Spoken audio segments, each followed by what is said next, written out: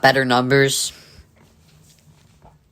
600 homers, all that. And what was his batting average? He had a pretty good batting average, I'm pretty sure. Yeah, consistently in his prime, and even later in his career, good batting average.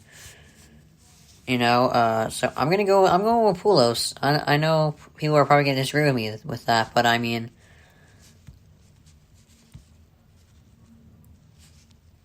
I'm going Pujols. I get the numbers, I get the championships, I get the MVPs. With Ken Griffey, you get an MVP, you get the stats, but you don't get the World Series. So I'm going with Albert Pujols. So Adam Schefter on the Dan Patrick Show said, it was not breaking news, it was mischaracterized. Now, I mean, like I said, with Wilson, it was quiet, and it seems to be okay right now.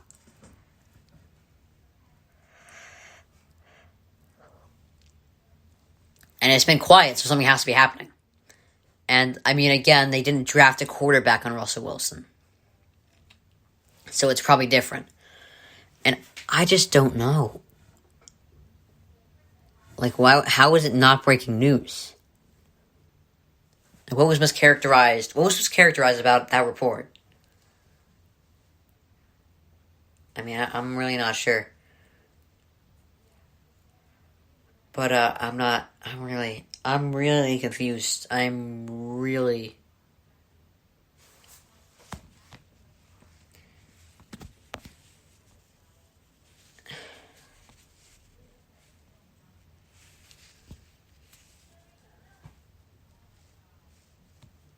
don't know. I'm taking these long pauses because I don't know. I'm really frozen here. I have no idea.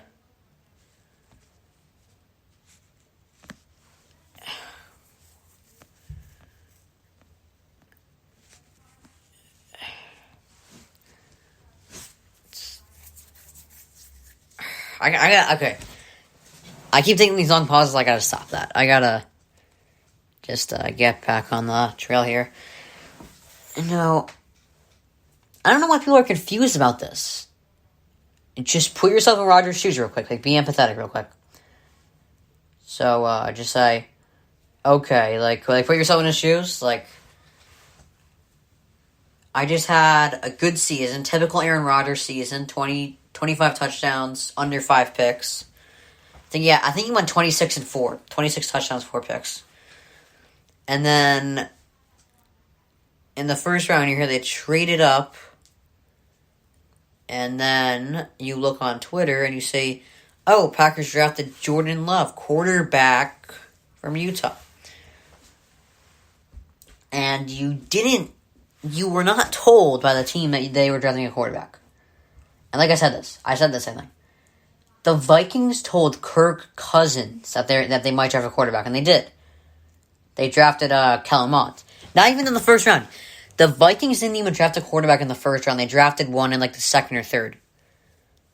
With Aaron Rodgers, not only did they not tell him, they drafted one in the first round and traded up for it.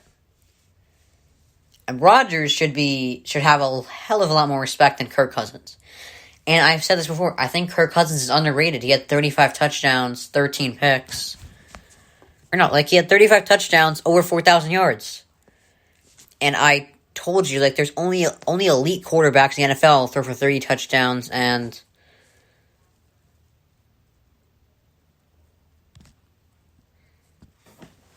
Alright, let's see this. 30 touchdowns and 4,000 yards this year. Because I know I've read this before, but I forgot. So, I think there were only 8 guys that did this. Deshaun Watson did it. Pat Mahomes did it. Tom Brady did it. Let's see. Josh Allen did it. Justin Herbert did it. Aaron Rodgers did it. Kirk Cousins did it. Russell Wilson did it. Those are the 8 guys that threw for 4,000 yards and 30 touchdowns.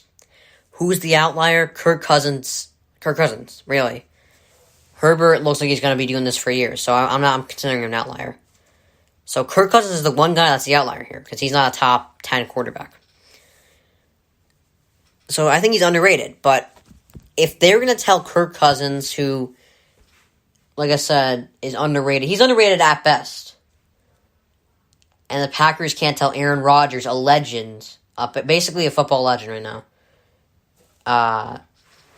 that, you know, like a top 15 quarterback ever. They couldn't tell him that they were drafting a guy in the first round. Like, that's really... I don't understand why people are, like, confused about why he's upset. And there were other things before this. There was, Jared Cook.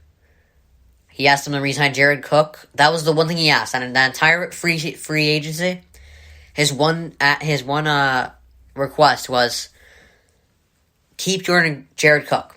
And they did not. Then they fired Stan Van Gundy, his quarterback coach, without telling him. Then what else happened? Oh yeah, they traded up for Jordan Love.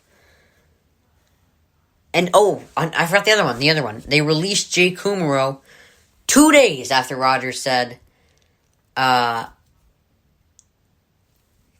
gonna. I like Jay Kumerow. I think he's gonna make the team. They cut him.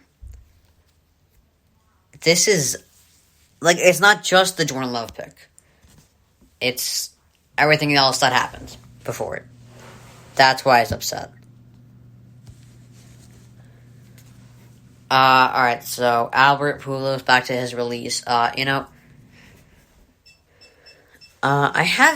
actually heard from Pujols in a while, because, Pujols, in his last, couple years, there was just not much buzz around him, but,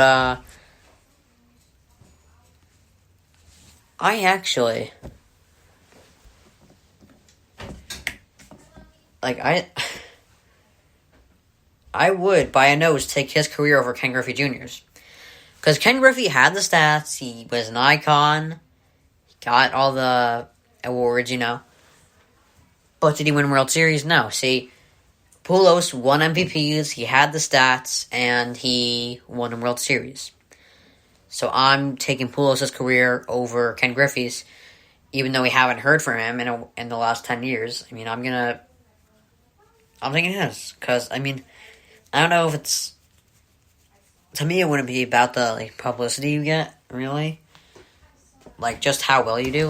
This guy did amazing. He had one of 3 players. I think the other 2 players, pretty sure, the other 2 players are, Hank Aaron and Babe Ruth. That's the only other players that hit 600 plus homers and 2,100 RBIs. That's a league company there. So that's who I would take. Alright. So the Clippers, for the 4th time in 9 years, swept the Lakers in the season series. Now, I'm not worried about them. I am worried about the Lakers. Because what if they can't stay healthy throughout the playoffs? What if LeBron is still injured to come playoffs time? They're going to be in trouble. And they're a 7 seed, so they might have to be in a play-in tournament, too, without LeBron. We could be looking at the Lakers, champions last year, not making the playoffs this year. It happened to the Warriors last year. After making the championship, they were the 15th seed. So, I don't know. I am worried about them. There's very few teams I'm not worried about right now. I'm not worried about. I'm not worried about the Sixers. I think they got a lot figured out. I just didn't think they would beat the Nets or the Lakers. That was my only concern with the Sixers. The Bucks, I'm a little concerned with their crunch time stats. Nets, I'm concerned with their, I'm just concerned with the Nets' injuries, a lot like the Lakers. Jazz, I just really did not buy into this, I'm still not buying into the one seed Jazz right now. I'm still a little skeptical of it. I still think they're like a second round exit, but they can easily prove me wrong right now. But yeah, and the Suns, I'm concerned about their inexperience. Clippers, I'm not concerned about. I think they got everything a lot of it figured out. Nuggets, I'm not concerned about. So what is it? Clippers, Nuggets, Sixers. There's only 3 teams I'm not concerned about. Everyone else in the playoff picture. Warriors, they just have Curry.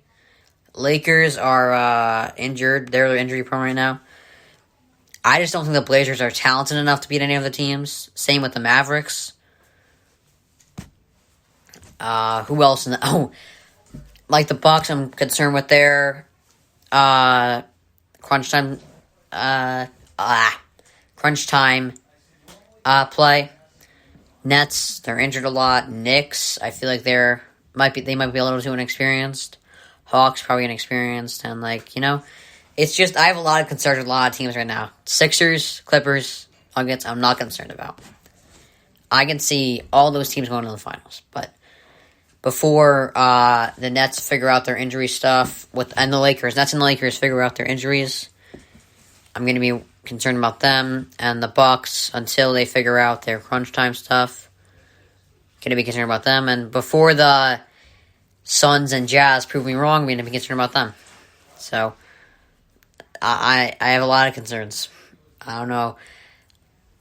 And I hope I'm not gonna hope that they lose or anything. Like I'm just saying I'm concerned with all of them.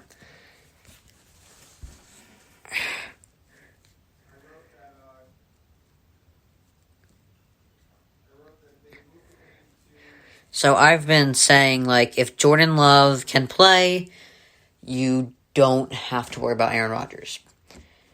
Now, I think if the Packers continue to, like, hold off with this thing, like, hold off with the trade, it's going to lead me to believe that that Jordan Love is just not ready at all.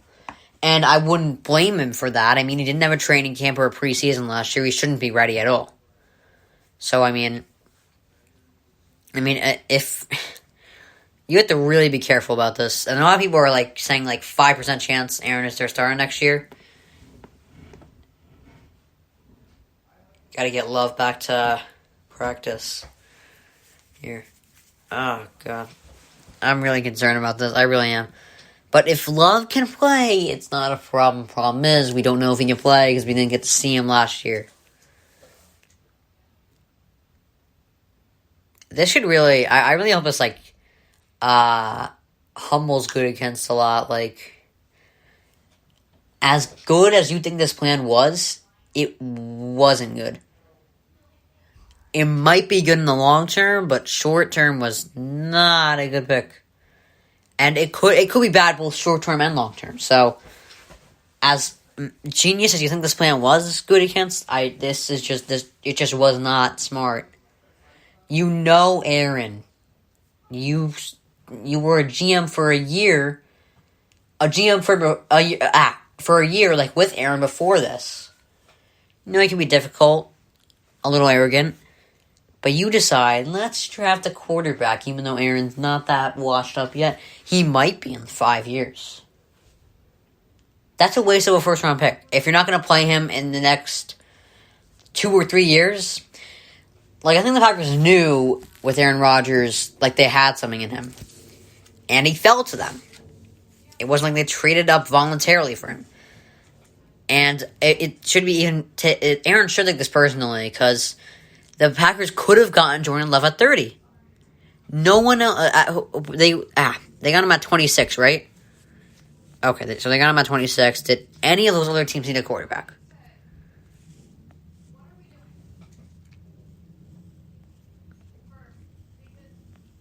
Alright, let's see.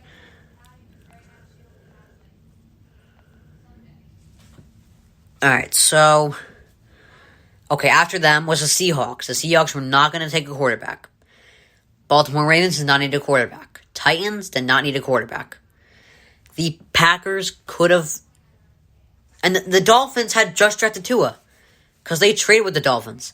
The Dolphins had just drafted Tua. So they weren't going to get a quarterback. Seahawks weren't going to get a quarterback. Ravens weren't going to get a quarterback. Titans weren't going to get a quarterback.